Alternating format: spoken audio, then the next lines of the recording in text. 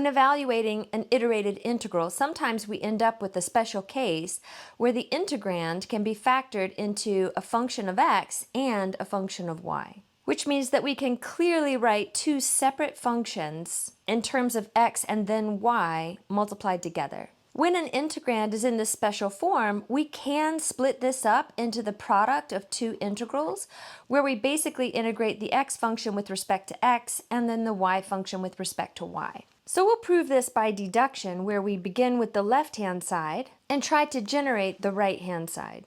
So this iterated integral means that we would evaluate the inside iteration with respect to x first, which means that we would be holding y and all of the functions of y constant. And a constant value can be factored out of an integral. So we can take the h of y function and factor it out of this inside iteration, and what we'll be left with as the integrand is just g of x dx in the argument. So let's just rearrange our brackets just a little bit so that we see h of y more clearly in the argument of the outside integrand, somewhat separated off from that inside iteration integrated with respect to x, and then we have the outside iteration which will be integrated with respect to y. From here it's a little bit more easy to see that all of this can be interpreted as a constant, with the outside iteration integrating with respect to y.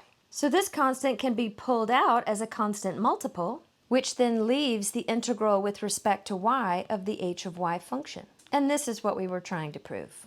So let's look at an example. We have a double integral evaluated over the rectangular region where x goes from 0 to pi over 2 and y's go from 0 to pi over 2 as well. Since this is a rectangular region, we can choose to integrate with respect to x or with respect to y first. So let's just pick one. Let's integrate with respect to x first, which is going to make my x limits of integration from 0 to pi over 2, but also the same for the y limits of integration. Now what we just saw is that when that integrand can be written as the product of two distinct functions, one entirely in terms of x and the other entirely in terms of y, this can be evaluated where we look at the integral from 0 to pi over 2 of the function of x with respect to x multiplied by the integral from 0 to pi over 2, those are y limits, of the function of y with respect to y. And sometimes this makes our calculations a good bit easier. The antiderivative of sine is going to be minus cosine, and we'll evaluate that from 0 to pi over 2. The antiderivative of cosine is going to be positive sine, also evaluated from 0 to pi over 2.